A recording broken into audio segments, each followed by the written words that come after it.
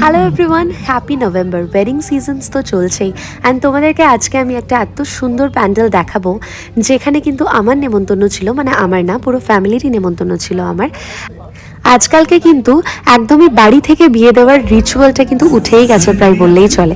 So এই বিয়ে বাড়িটা ছিল কিন্তু আমাদের খুব ক্লোজ একটা রিলেটিভের মেয়ের বিয়ে, অ্যান্ড যে কিন্তু আমার থেকে জুনিয়র। তো এই বিয়ে বাড়িটাকে তোমরা এক্সপেক্ট করতে পারছো, এটা কিন্তু কোনো রকম কোনো হলে নয় বা ম্যারেজ হল নয়, এটা কিন্তু পুরোটাই প্যান্ডেল করে এত সুন্দর করে প্যান্ডেলটা করেছিল, দেখে মনে হচ্ছিল যেন দুর্গাপুজোর প্যান্ডেলে ঢুকে পড়েছি। অ্যান্ড বিশ্বাস করে এতটা স্পেস এত সুন্দর করে কভার করেছিল, এত সুন্দর ডেকোরেশন যে বারবার দেখাতে ইচ্ছে করছিল। মেন ফোকাস কিন্তু হচ্ছে এই অর্কেস্ট্রাটা, যেটার সামনে কিন্তু রেখে দেওয়া হয়েছিল অনেকগুলো সিটিং স্পেস অ্যান্ড তার সাথে খাবার জায়গা, যাতে করে আমরা সবাই কিন্তু খুব রিল্যাক্সডভাবে উপভোগ করতে করতে খেতে পারি। এই ব্যাপারটা আমার খুব ভালো লেগেছে। অ্যান্ড এটাও ছিল একটা এন্ট্রি স্টলের রাস্তার।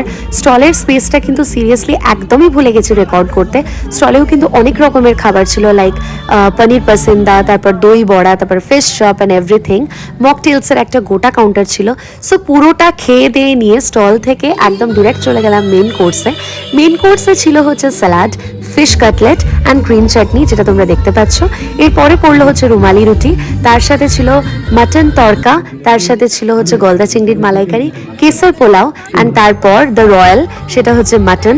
অ্যান্ড মাটনে নিয়ে নিয়েছিলাম আমি নাল্লি পিস, বিকজ ওটা আমার ফেভারিট। অ্যান্ড এই দেখো সামনে চলছে কিন্তু অর্কেস্ট্রা। অনেকদিন পর কিন্তু এরকম একটা বিয়ে বাড়ি দেখলাম, যেটা কিন্তু একদম বাড়ি থেকে দেওয়া হয়েছে, কোনো ম্যারেজ হল থেকে নয়, প্লাস এত সুন্দর ডেকোরেশন করে। আমরা যেহেতু সবাই নিমন্ত্রিত ছিলাম, এটা হচ্ছে আমার একটা দিদা, এটা হচ্ছে মেজদি, এটা আমার নিজের দিদা, এটা হচ্ছে একটা মাইমা, এটা হচ্ছে সেজদি। খাওয়া দাওয়া শেষে কিন্তু আমরা প্রত্যেকেই একটু উপভোগ করছিলাম এই কনসার্টটা, অ্যান্ড তারপর চলে গেলাম ডিরেক্ট বরকে দেখতে।